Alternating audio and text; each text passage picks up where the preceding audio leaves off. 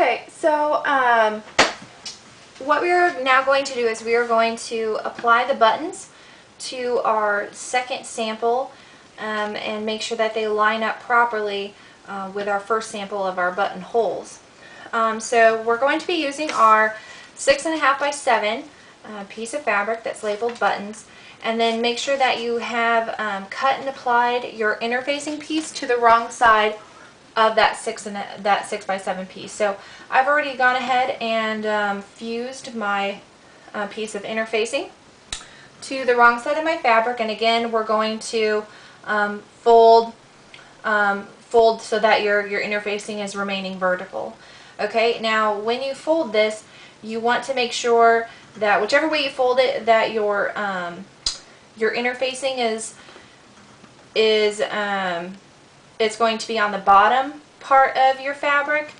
It's not that big a deal. I'm going to keep my, as long as your interfacing is there and when you sew this on that it's catching your interfacing, that's the most important thing.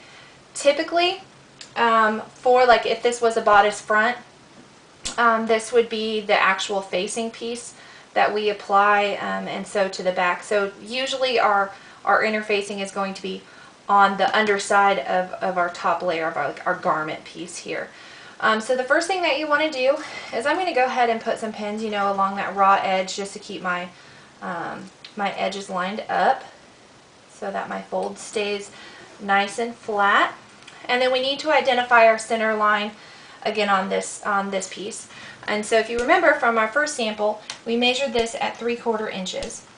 So I'm going to go ahead and line up that 3/4 inches again, and then just I'm using my ruler. The folded edge is at my 3/4 inch marking, and then I'm going to take my pencil and I'm just going to rub up and down the side of that ruler here just to identify my center front line.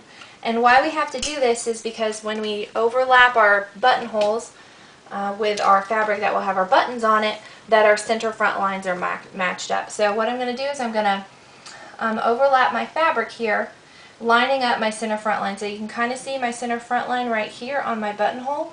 I'm going to make sure that that overlaps with my button piece, and then I'm going to go ahead and just put some pins in at the top for temporary purposes and along with the bottom, just to make sure that everything's lined up for that center front. Now what we're doing is we're going to mark where we're sewing our buttons in, and I'm going to do all three right now. So make sure that you have your buttonholes opened, and I only opened my shanks, so I'm going to have to go back in and open up my 2-hole and my 4-hole real quick. So hopefully you remember to cut these open and test them. Make sure that everything will go through. Alright, not cutting through there, and I'm just going to do a quick pass through of these real quick to double check. Clear and clear. Excellent. Okay. Now what you want to do is we are putting our pin right through the buttonhole that we have sewn directly on that center front line. Okay, so go ahead and put your pin in, and you can put it in whichever way, because we're actually going to be pulling our overlap or our buttonhole piece over, but we put our pin in right along that center marking inside of the buttonhole.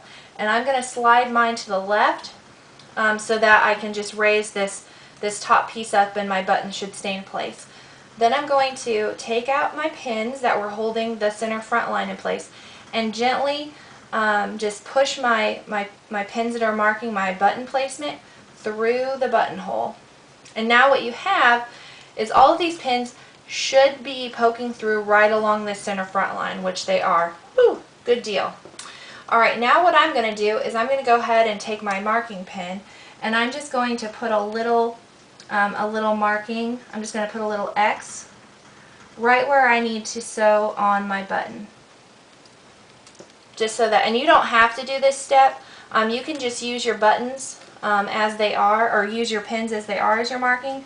But I'm usually fairly rough with my sample, and usually my pins will start falling out. So I'm just going to go ahead and just do a little X right where my buttons are going to be attached. Okay, so I have all 3 of those marked, and then what I'm going to do is I'm going to start with my shank button on the bottom, and you're going to need your hand sewing needle for this.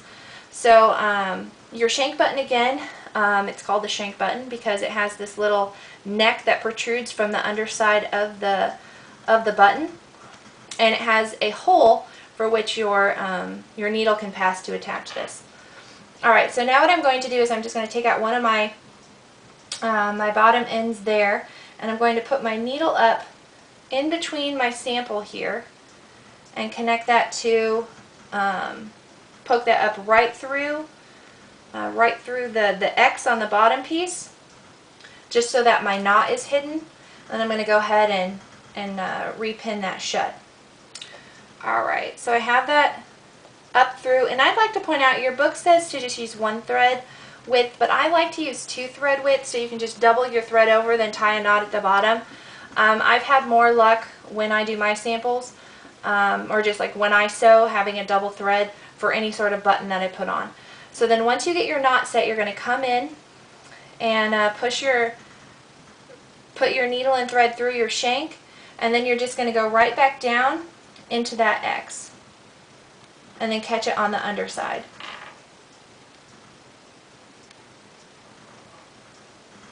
And it should lift it up right into place.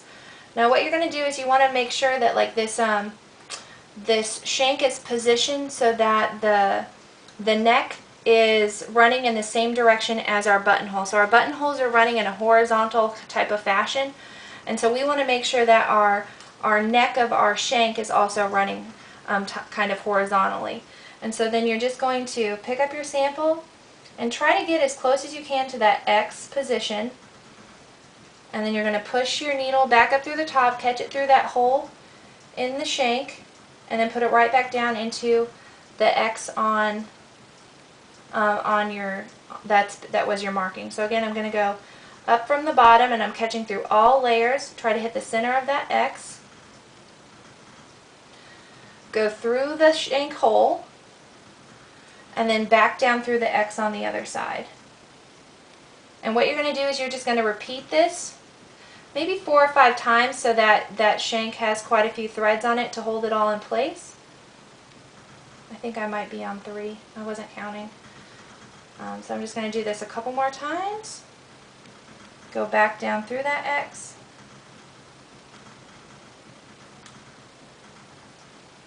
I'll go ahead and do 4 here. And it's going to be a little bit, I would say, loose. It's not going to be near as sturdy as like our 2-hole or 4-hole, which you'll find out in a moment. But what's nice about a shank button is that you already have that extra space built in. So what I'm going to do now is I'm coming to the back side of my fabric. I'm going to put my thread through that that looping that I've made from sewing that button on. I'm just going to scoop it right underneath all of them. I'm making a little lasso, and then I'm going to go ahead and put my needle back up through there and pull it so it forms a knot. Well, it looks like mine has a little bit of extra length there. Not for sure what happened, but I can go ahead and trim that off. And then I'm just going to go ahead and tie off a knot there. Alright, and then I can trim that fairly close to your knot, maybe about a 1/4 inch away. And then I'm going to, I don't know what was going on with that little loop, but I'm going to go ahead and just kind of trim that off because it's a little excessy. Alright, so it should be secure onto your fabric, and then you want to go ahead and test it out, make sure that it runs through. Oops, I have it backwards. Make sure that it runs through your sample, and then you want to pull your fabric opposite so that your